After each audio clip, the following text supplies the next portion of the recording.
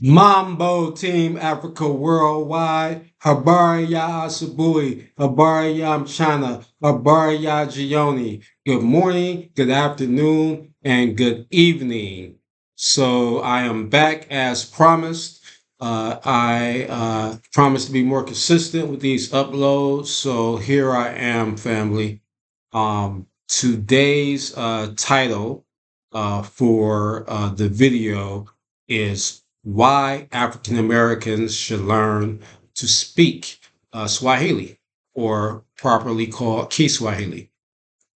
Uh, and This is addressed to African Americans. If you don't identify as African American, if it don't apply, let it fly. I have no energy to put towards trying to convince people who they are and who they are not. But if you are African American, I will list the reasons why we, you, should learn to speak Kiswahili, and not just us. The whole diaspora should learn to speak Kiswahili, and I know this is going to be controversial. Even uh, continental Africans who live outside of uh, Kiswahili speaking areas, who have their own uh, local, tribal, and national languages, should also learn Kiswahili. I am a person who believes in a global Africa. I don't believe Africa is just the continent of Africa. I believe Africa is wherever we find ourselves on the globe. So the reasons being, the number one reason is unity. Unity is our only problem. People might say that, we have a poverty problem, we have crime problems, we have relationship problems, whatever problem you can think of, economic, political, social, spiritual, it all comes back to a lack of unity.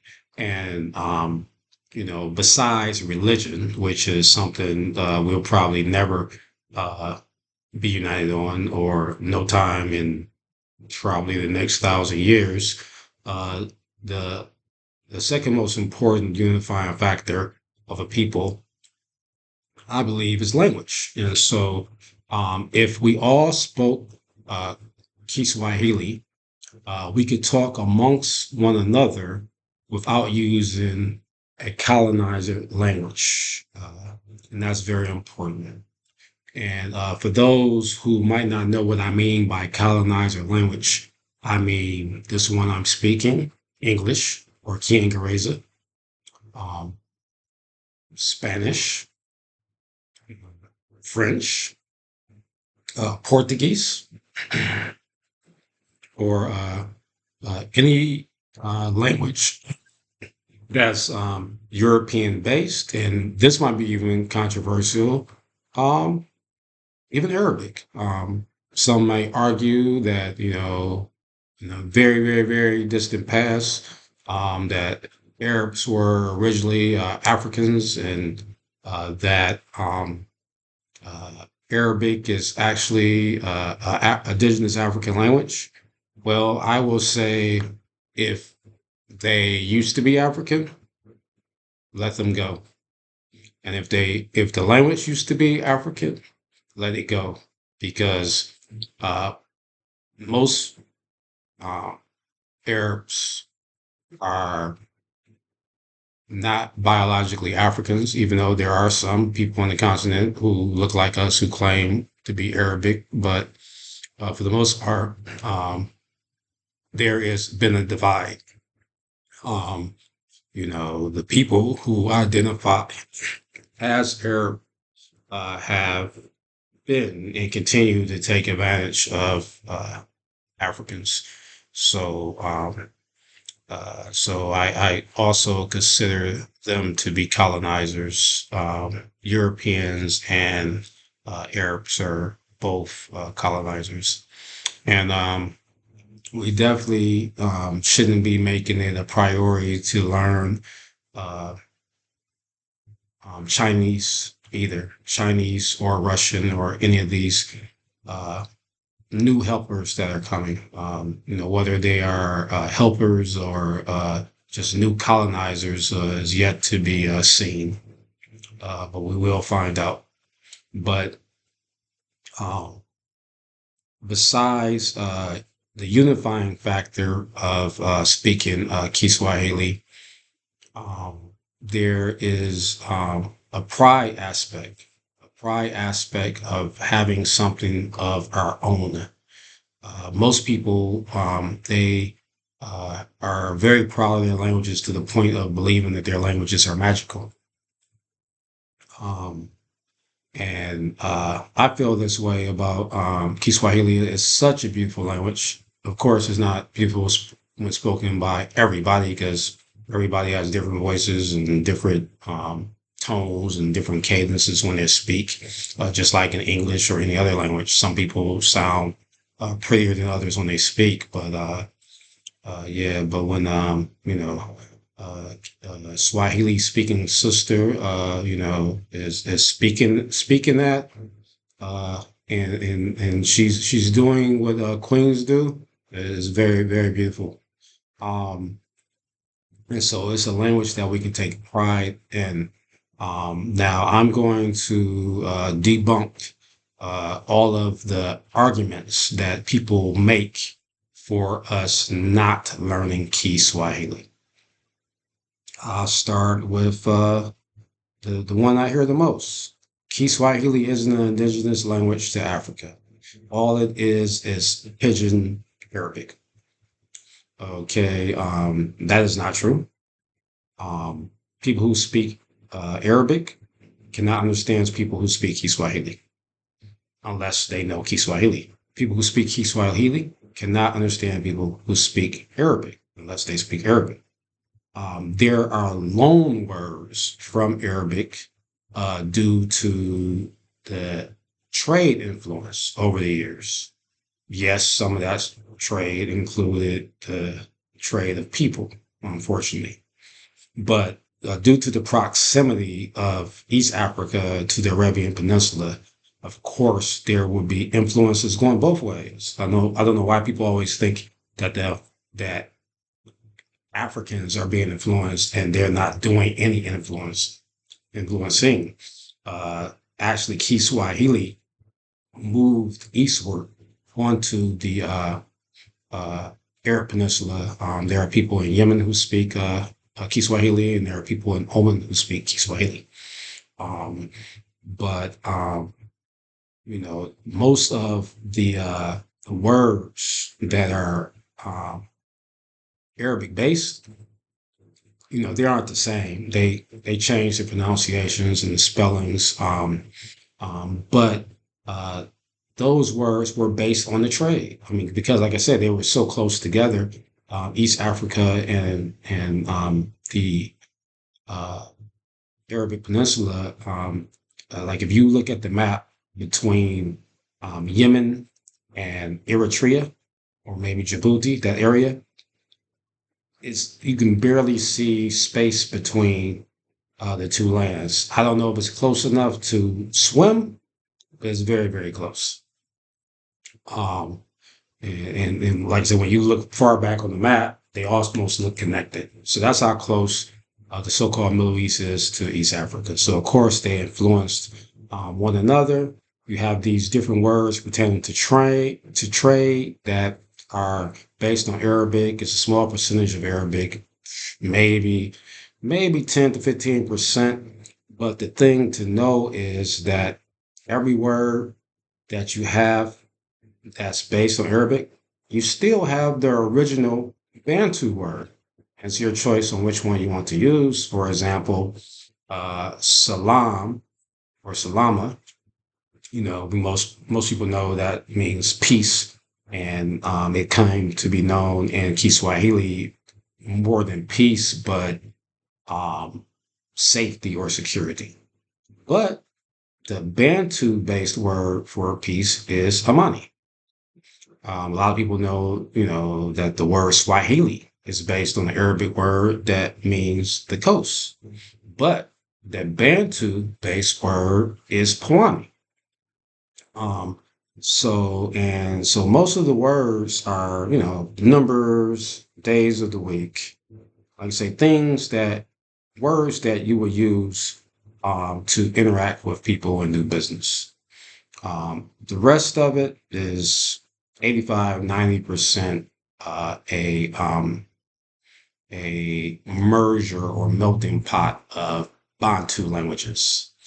All right. And so if people want to know who the Bantus were, that is the majority of continental Africans.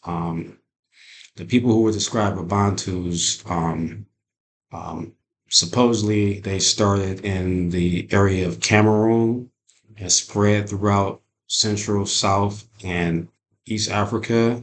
But the truth is, everybody started in East Africa. So they went from East Africa to Cameroon, and then they came back. So they crisscrossed the continent.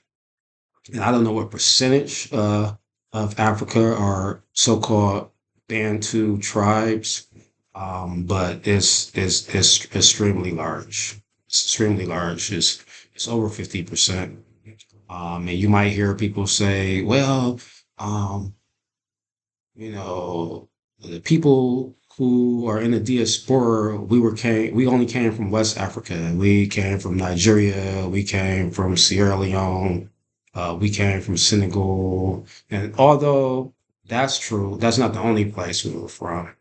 If you really do the research, the slavery trade, the trade of enslaved Africans started in Central Africa, in the Congo region. As far as the European trade, it was going on already, the Arab trade, but the European trade, it started in the Kingdom of Congo, by the Portuguese. So our oldest ancestors from diaspora are from so-called South Central Africa.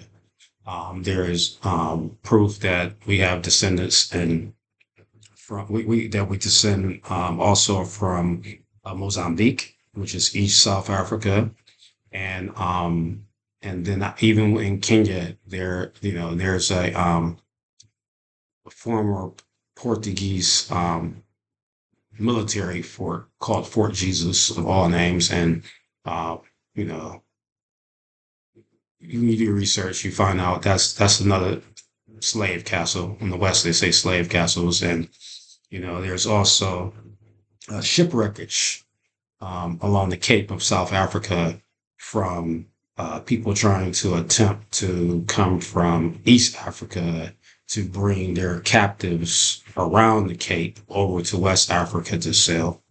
And like I said, you have migrations for thousands of years. So just because you find somebody on one side of the continent doesn't mean that they were always there. Just like, if you were to, find so-called Native Americans in Oklahoma, they used to be called Indian Territory. Well, they weren't always in Oklahoma. They were marched up there in the Trail of Tears from Florida. When they, lost the war in Florida, um, they were marched up to Oklahoma. And if you ever heard that expression, Trail of Tears, that's where it comes from.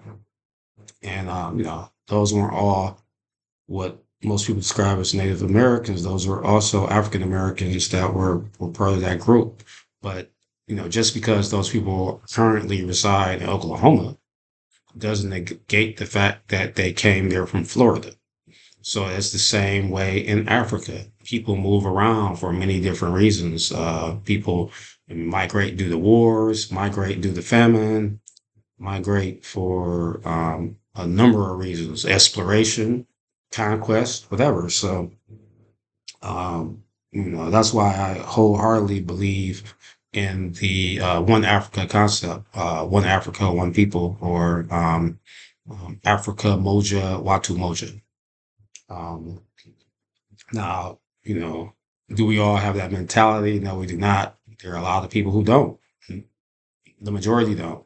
the people in the diaspora and the people on the continent. It's only a small group of us who believe that, but we plan to take advantage of that small group. But I'm starting to transgress away from the topic of Kiswahili, so let me get back on point. Um, so, uh, it is our language. It is the language. It's the language of Pan Africanism. It's the language of diaspora. So, number one, I debunked that Kiswahili is Arabic Pidgin. Number two, I debunked that Kiswahili is not our language. Um, okay, another thing, uh, that, people might say, well, I trace my heritage back to Nigeria, or I trace my heritage back to Gabon or Cameroon, or so maybe I should learn Fong, or maybe I should learn Yoruba, or maybe I should learn Wolof or whatever. And I'm not saying you shouldn't learn those languages if you want to. I'm just saying that that priority should be Kiswahili for one reason is because the convenience. For whatever reason, there are more resources to learn Kiswahili. Kiswahili is recognized by the African Union as a working language. It is the only indigenous African language that's recognized by the African Union as a working language. And this language has apps. Now, every language app does not offer Kiswahili, but there are more language apps that offer Kiswahili than any other African language. You have Duolingo, you have Pimsleur, you have Swahili Pod 101, you have Rosetta Stone, which I would not suggest. They do bad business. You have there's a new AI one that I just started trying out that seems pretty cool. I can't think of the name of it right now. You have books. You can they used to just carry Kiswahili books at Barnes and Noble, but I the last time I went there, I noticed that they kind of disappeared. But you can order them. You can order them from the bookstore, and you can also, of course, order Swahili books online, places like Amazon. So there are all types of resources for Kiswahili. If you wanted to learn Wolof or Yoruba or Zulu or Fong or Tree, Twi, any of these languages, you have a hard time finding a lot of resources to help you in that endeavor. Also, Kiswahili is taught in college courses in the U.S. Um, and I don't know of, I'm sure there might be some other languages taught in the U.S. Colleges, but I don't know which ones. And also just familiarity. I know it might be a small thing, but the movie Animal King, I'm sorry, Lion King, introduced a number of Kiswahili words into American consciousness, such as Simba, meaning lion, Rafiki, meaning friend, uh, Hakuna Matata, which they say it means no worries in the movie, but it's more like we don't have a problem. And just when you hear the expression mumbo jumbo, and people say it disrespectfully, I don't want to hear that mumbo jumbo. But those mambo and jumbo are actually hujambo are actually greetings in Kiswahili. That's where the Europeans are disrespect. We got that expression from the Europeans. I don't want to hear that mumbo jumbo disrespecting African languages, and we just picked it up. But hujambo means hello, uh, more formally, and to be specific, it means do you have any problems? And mambo is what you would say to your friends and your peers, but you wouldn't use it to for elders or your boss or anything like that. It's more informal, like saying what's up. But it also means do you have any like small problems? You usually answer, you answer hujambo, si jambo. C means not. So C jumbo one means I don't have any problems. And usually when you answer uh, mambo, you will answer poa, which translates to cool, or safi, which translates to clean or fine.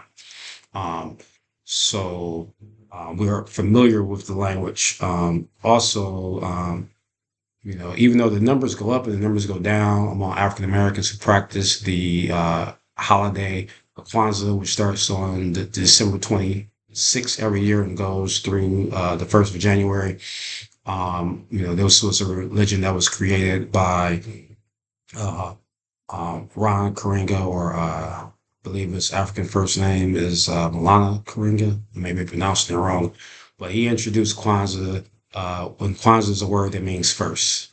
And that's because the holiday was based on first uh, harvest or first fruits ceremonies that existed in Africa, even though it is not an African holiday particularly to the continent. It was an African American holiday, but it's actually starting to make headway a little bit in Africa and certain countries like Zambia and South Africa, I believe. So usually, because of Kwanzaa, most African Americans are familiar with some key Swahili words, and those are some of the only African words that we know. So not only is Kiswahili practical to use because of the many resources, but it's also practical to use because of current familiarity. Okay. So you might have some African Americans who believe, for whatever reason, that they will never visit Africa, and especially East Africa. And just say that's the case. Say that's realistic. I mean, the man who says he can, the man who says he can't are both correct. But so just say you are Western Hemisphere minded. And so a lot of people will argue, well, I should learn Spanish because Spanish is very important in North America, and people also make arguments for other colonizer languages. And what I would say to that is African Americans can learn Kiswahili and speak it among one another.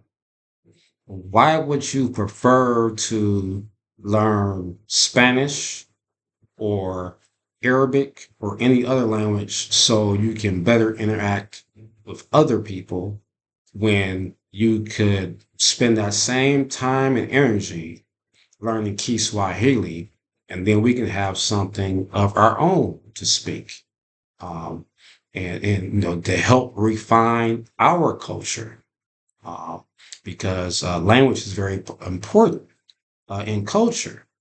And so, we want to basically be creative with the colonizer languages. We want to be creative with English, and those of us as might be Afro Latina might want to be creative with Spanish. We want to be creative with these languages in an attempt to make it our own. But you can never make somebody else's language your own. All you're doing is corrupting the language. So I remember when I was younger, before I received my formal education, I was resistant to speaking proper English because and like a lot of people, ignorantly think that if I speak proper English, I'm talking white. And so, in order to keep my culture, I have to speak English in the creative way that is used in my community. And I'm not saying that's necessarily wrong, but the problem is people who do that, they think they can code switch. And so they go into corporate America attempting to talk proper English, standard American English, not English from the UK. They make that attempt.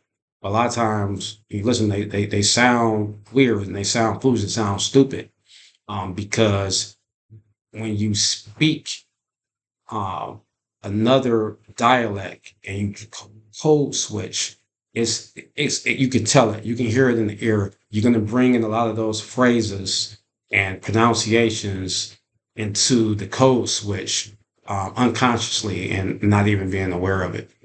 But if we had our own language, we had Kiswahili, and this is the African language, and this is adopted by African Americans, we won't feel the need to have quote unquote Black English. We wouldn't feel like speaking proper standard American English was talking white. I mean, anytime you speak in English, Spanish, Portuguese, Italian, German, you're talking white. You're talking quote unquote white. I don't like calling people colors for a variety of reasons that I'll make a whole nother video for. But if you're speaking a European language, you are talking white. No matter how creative you are with the language and make it sound cool and hip and smooth, it's still just a remix of the colonized language. And whatever you do with it, you're still talking white. So why not speak English to the best of your ability? A lot of Europeans, Americans, they don't speak it properly either. But there used to be an expression called black excellence, and it seemed like we don't really strive for that anymore. If you should be trying to speak a language as perfectly as possible. So you should speak proper standard American English because it's a white language and there's no need to so-called black it up because we'll have our own language, which is Kiswahili. And when you have your own language, you don't worry about trying to place your culture on another person's language necessarily. Um, I've debunked all of the reasons that I could think of for a person not to learn Kiswahili. Um, and people might say, oh, well, there's a lot of white people that's learning Kiswahili too. Okay, good for them. They forced us into their languages, and it didn't hurt them. So how are we going to be hurt by them learning our languages? Based on history, the language that's spoken, that's the person that's in charge. That's the person with the power. You think, all of these Europeans, Americans have learned how to speak Spanish purely out of curiosity? No, it's because of the Latino community, has made that um, uh, almost a requirement. Especially you work certain jobs, you work customer service, you work in sales. If they don't have that as a requirement for the job, it's going to be a little bump in pay for the bilingual people. And that just shows the power of their unity to basically, whenever you can, any culture can force other people to speak their language or even make other people curious to know their language. And that's a expression of that group's power. So don't get turned off because, some white people know Kiswahili or are learning Kiswahili. Don't let that distract you. So I think, the benefits are unity. The benefits of pride. The benefit is actually speaking colonizer languages more properly. Um, and the benefit is just being able to communicate with all Africans globally in a non-colonizer language. It says a lot. It says a lot. Trust me, this is something that the enemy does not want. Whenever I receive advertisements for language apps on Instagram or YouTube, I always promote Kiswahili in the comments. And you should see the vitriol that comes after me. You should see the bots that attack me and try to discourage me from doing this promotion and try to discourage anybody in the comments from being influenced by me. Trust me, if it wasn't beneficial for us to learn Kiswahili, I would be ignored. Nobody would say anything. But whenever I do it, I'll get an advertisement for a new language program. I'll put in the comments, African Americans should learn Kiswahili. And then I just wait for the attacks. They will ignore it. But no, you have bots. You have bots, you have trolls, you have everybody. And then you have some confused African Americans or Black Americans or FBA or ADOS or Chindians or Hebrew Israelites or whatever people we want to call themselves. They lose their mind. And oh no, we don't need to learn Kiswahili. We should learn Spanish. We should learn Arabic. We should learn Mandarin. You got people like me and you who are debating African American on why we should learn Spanish or Mandarin or Arabic or any other language rather than Kiswahili. And like I say, and the white people, they really do it. They start trying to tell you history, try to say, oh, you're not from East Africa. Like, European, you can't tell me where I'm from. You can't tell me my history. I remember when I was in school, you taught me that Henry Ford invented the automobile. I don't know if they did that all over the US, but they definitely did it in the Detroit area. Said that he invented the automobile when he did not. Not only was he not the first person in the world to make the automobile, he wasn't even the first person in the United States. He had to get permission from another company to even make automobiles. So that's just one of the many lies that I was taught. You know, he taught me that, Christopher Columbus discovered America, the so-called New World. You taught me a bunch, I learned a bunch of foolishness. From the Europeans. So I never let the European teach me my history. I don't care if you have a PhD in linguistics. You're not going to tell me about my languages. You're not going to tell me about the history of my languages or the history of our migrations or the history of, uh, the slavery. Um, um, Enterprise or anything like that. So you might as well just save your energy. If you do any of that, I'm just going to ignore you. You keep doing it, I'm just going to block you. It's not an issue. I'm going forward. I'm going forward with my campaign, no matter what. Okay. So with that being said, my fellow African Americans and my fellow African Americans only, we should make a priority to learn to speak Kiswahili as soon as possible. There's no reason not to, and there's a bunch of reasons to do this. So let's get it going. So as always, I want to say, like this video. A lot of people, watch my videos and then they don't even like them. And I'm like, why not like the video? It only takes a second. Forward the video if you want to share the information. You can also hit the subscribe button to know when I post new videos. All right. So, Asante Sana for watching, which means thank you very much. And Kwaheri Kwasasa, which means goodbye for now.